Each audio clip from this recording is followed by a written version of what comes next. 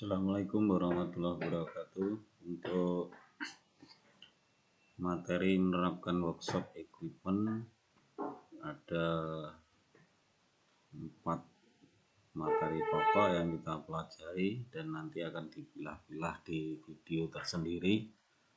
Yang pertama adalah proses komunikasi, kemudian penggunaan dan pemeliharaan data tempat kerja, keterampilan berkomunikasi secara tertulis dan lisan. Kemudian jenis-jenis workshop equipment atau macam-macam workshop equipment. Pada saat seseorang menyampaikan pesan kepada orang lain dengan tujuan bahwa orang lain tersebut terpengaruh atau melakukan apa yang kita sampaikan, mengikuti apa yang kita sampaikan, itu adalah sebuah komunikasi. Nah, komunikasi yang dilakukan itu pada prosesnya adalah ada seseorang yang menyampaikan pesan, kemudian ada orang lain yang menerima pesan tersebut. Apabila pesan yang disampaikan kemudian dipahami oleh orang lain dan orang lain tersebut bereaksi sesuai dengan pesan yang kita sampaikan atau memahaminya, dikatakan bahwa komunikasi yang dilakukan atau proses komunikasinya berlangsung secara efektif. Ini disebut dengan komunikasi antar personal. Nah, tetapi pada saat kita menyampaikan pesan, tentu kita mengevaluasi atau menilai apakah pesan yang kita sampaikan itu sesuai dengan etika atau tidak, menyinggung perasaan orang lain atau tidak.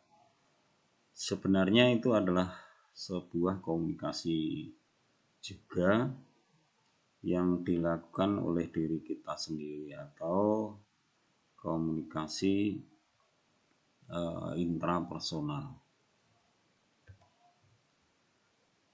Di dalam kita menyampaikan sebuah pesan, tentu di masing-masing individu itu berbeda-beda pola komunikasinya, karena mereka memiliki karakter yang berbeda-beda.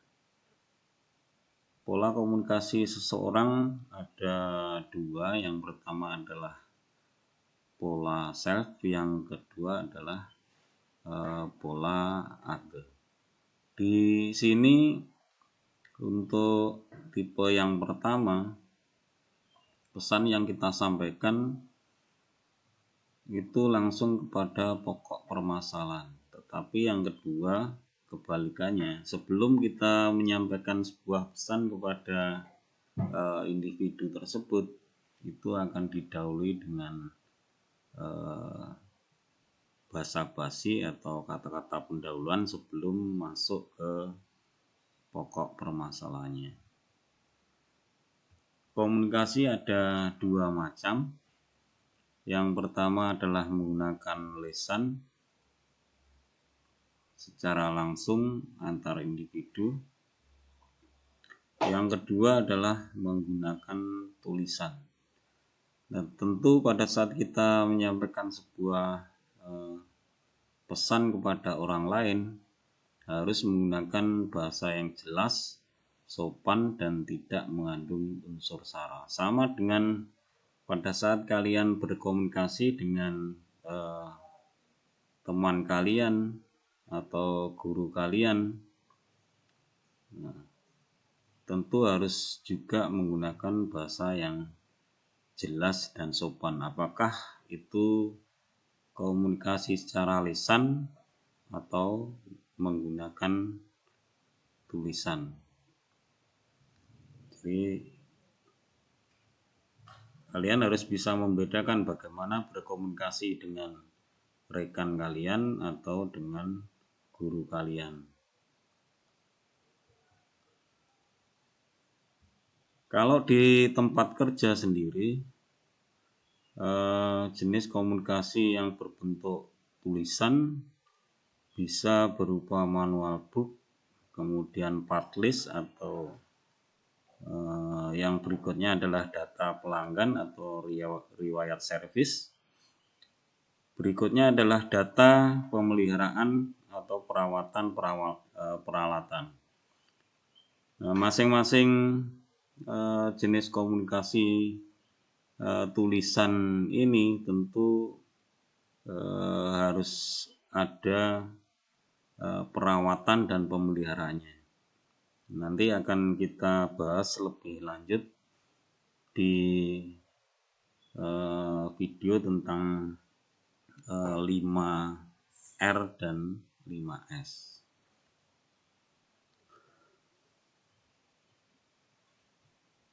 Pada sebuah organisasi tentu ada etika kerja. Etika kerja sendiri adalah aturan normatif yang mengandung sistem nilai dan prinsip moral yang merupakan pedoman bagi karyawan dalam melaksanakan tugas pekerjaannya.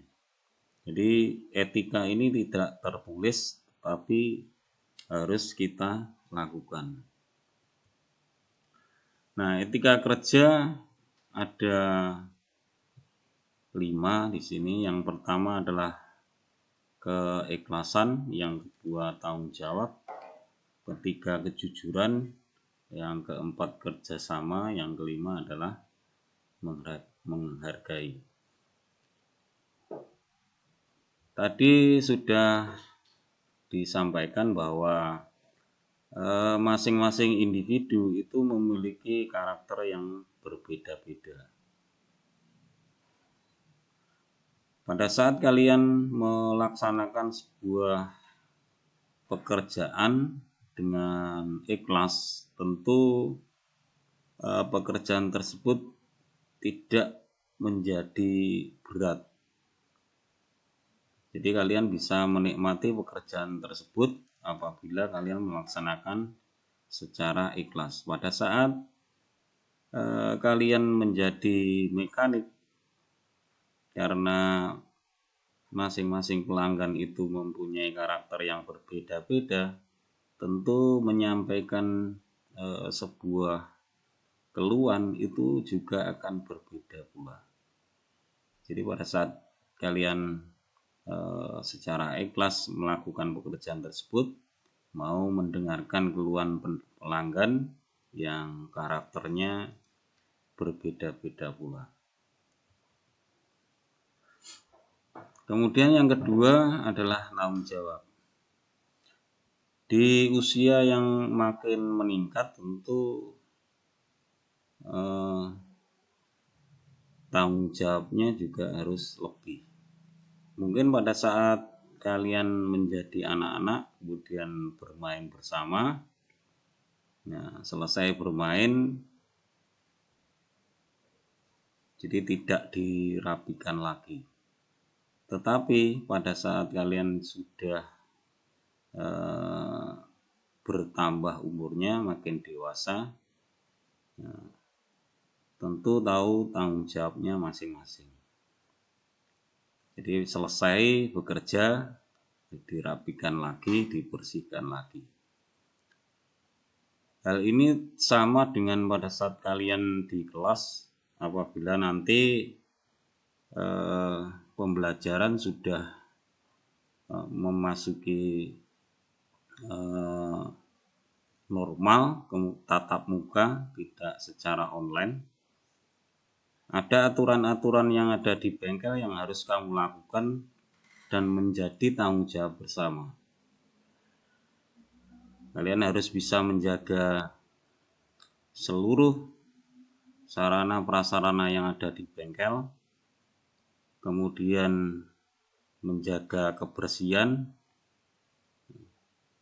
dan apapun yang menjadi aturan di bengkel atau di sekolah, itu kalian juga harus melakukannya.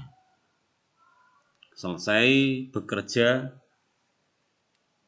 kalian mengecek kembali seluruh peralatan, dibersihkan lagi, ditata, kemudian medianya dikembalikan, area kerjanya dibersihkan lagi.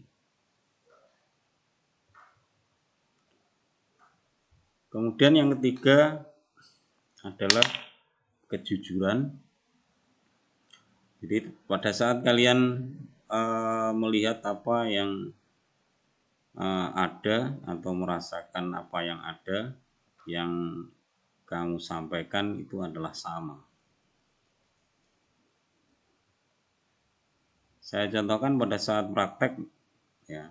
Jadi pada saat praktek, kemudian kalian merusakkan sebuah komponen. Jadi harus secara jujur dan tanggung jawab kamu melaporkan kepada guru, ya, bahwa kalian merusakkan komponen tersebut. Jadi kalian punya tanggung jawab dan jujur, sehingga pada saat digunakan kembali media tersebut,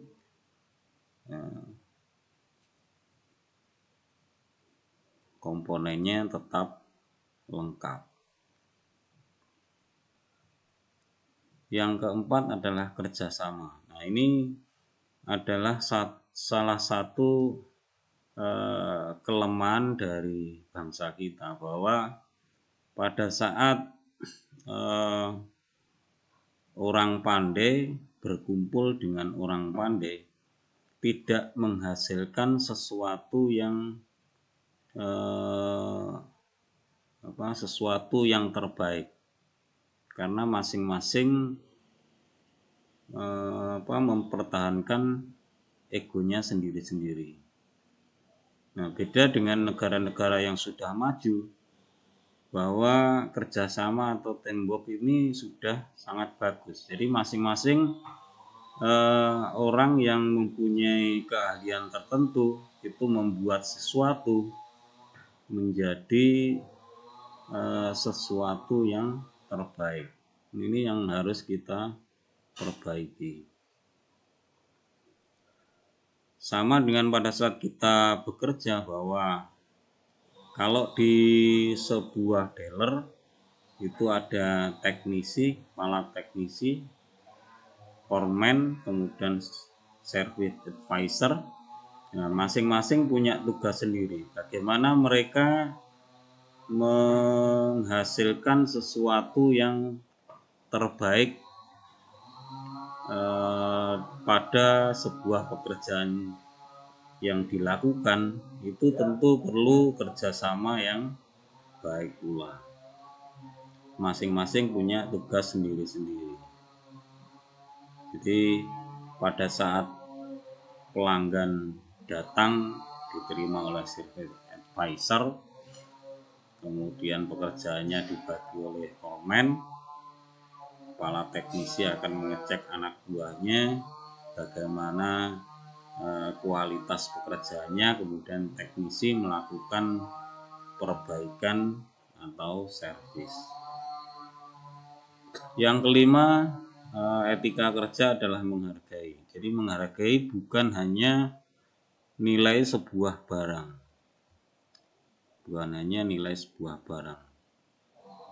jadi bukan berarti barang yang lama itu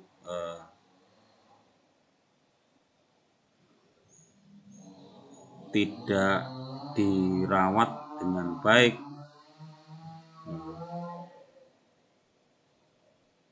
Jadi makin lama komponennya makin berkurang. Tetapi bagaimana kamu menghargai sebuah barang itu sebagai sebuah usaha. Pada saat kamu bisa menghargai orang lain, tentu orang lain juga akan menghargai kalian. Ini juga termasuk di dalam proses komunikasi. Bagaimana kamu menyampaikan pesan kepada orang lain menghargai apa yang kamu sampaikan, melakukan apa yang kamu sampaikan. Ini termasuk di dalam etika kerja.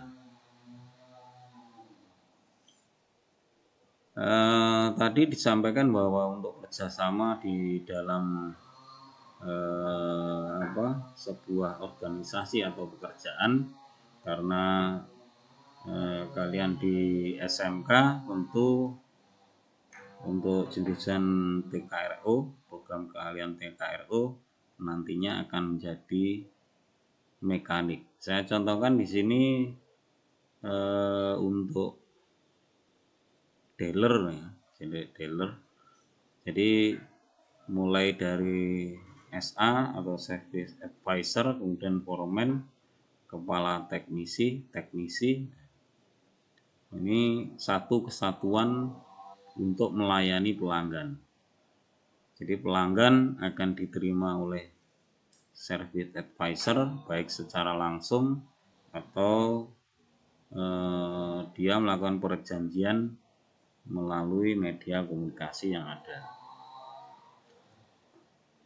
Service Advisor akan menerima keluhan pelanggan tersebut, mencatat, kemudian akan disampaikan kepada foreman. Jadi foreman akan mengontrol seluruh pekerjaan yang sudah selesai dan membagi pekerjaan kepada teknisi. Nah, berikutnya kepala teknisi itu akan melakukan kontrol, juga melakukan servis dan membantu teknisi apabila pekerjaan itu tidak selesai. Dan untuk teknisi sendiri bertanggung jawab pada pekerjaan perbaikan dan servis. Apabila pekerjaan sudah selesai, tentu kepala teknisi akan memeriksa kualitas pekerjaan yang dilakukan, kemudian diserahkan oleh foreman. Foreman juga akan memeriksa kualitas pekerjaan yang sudah dilakukan, baru nanti diserahkan ke SA lagi, dan SA akan menyampaikan kepada pelanggan sesuai biaya yang sudah diestimasi di awal, baru diserahkan kepada pelanggan.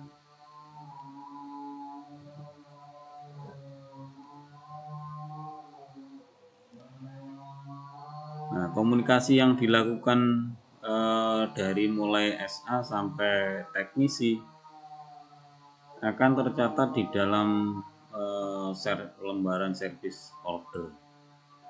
Jadi mulai dari nama pemilik, kemudian tipe kendaraannya apa, pekerjaan yang dilakukan apa, kemudian berapa biaya yang harus dikeluarkan pelanggan, itu semua tercatat di dalam service order.